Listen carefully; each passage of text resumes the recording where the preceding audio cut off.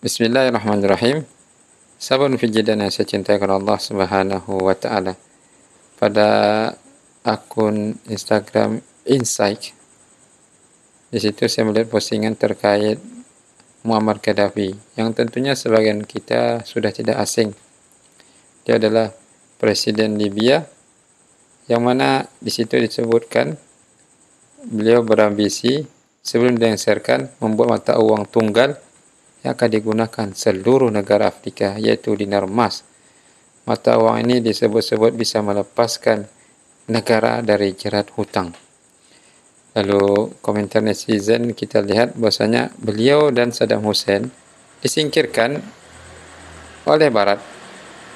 Ya karena ini, mereka nggak suka sama kedua orang ini, kalau dibiarkan mereka bisa terancam. Akhirnya rakyatnya dihasut oleh Barat dengan berita-berita yang tidak benar, dan sekarang rakyatnya pun menyesal. Kertas yang dikasih angka melawan dinar emas. Dinar walau angkanya satu bisa mengalahkan dolar. Gepokan. Gimana nggak meriang. Di akhir zaman, kelak mata uang dinar menjadi yang sangat penting. Sudah ada hadisnya.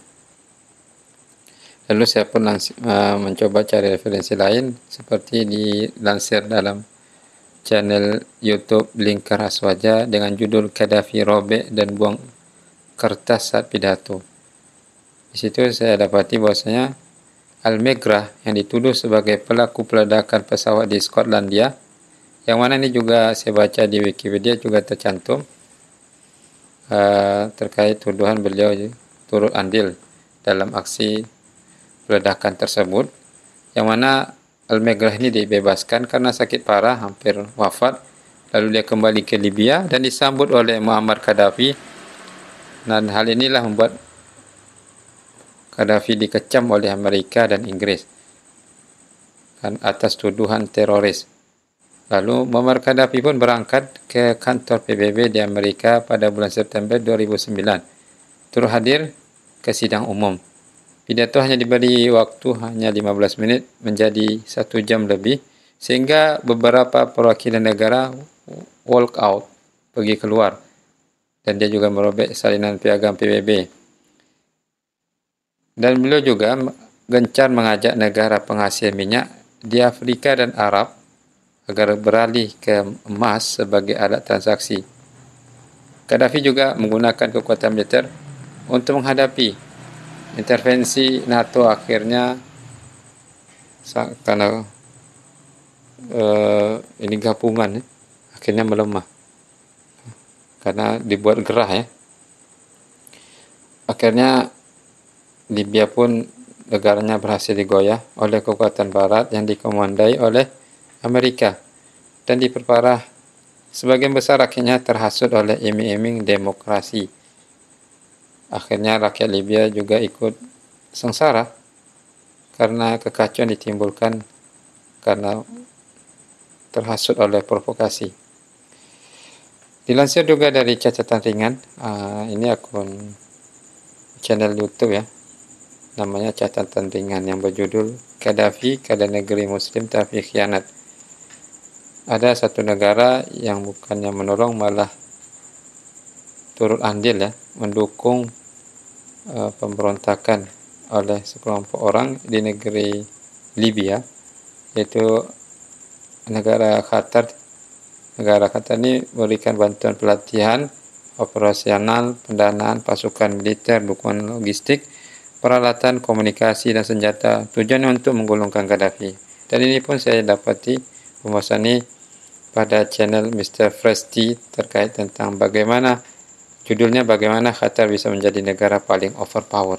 Di situ disebutkan juga, walaupun tidak semuanya kita pastikan kebenaran karena memang ada simpang siur teman-teman, Allahu a'lam. Namun di sini disebutkan catatan ringan ini bahwasanya Qatar turut andil berikan pelatihan operasional, pendanaan, pasukan militer, dukungan logistik, peralatan komunikasi dan senjata, tujuannya untuk menggulingkan Gaddafi. Dan Qatar pun juga diboikot oleh Arab Saudi terkait turut andilnya Qatar untuk aksi menjatuhkan Qaddafi, dan Qatar negara satu-satunya yang Muslim terlibat langsung operasi militer di Libya. Hal inilah membuat Qaddafi murka kepada Qatar, negara kecil lagi kaya raya ini yang dianggap pengkhianat. Motif sebenarnya Qatar tidak diketahui. Pemerintah Qatar katanya turut andil untuk menegakkan negara demokrasi di Libya, dan ini tentunya rancu, padahal Qatar bukan negara demokrasi. Akhirnya Bapak Muammar Gaddafi, beliau meninggal pada 20 Oktober 2011, usianya sekitar 68 atau sampai 71 ya, antara 68 sampai 71. Cukup panjang masa pemimpinannya. Dan di sini ada hal-hal yang tidak semuanya bisa kita pastikan kebenarannya.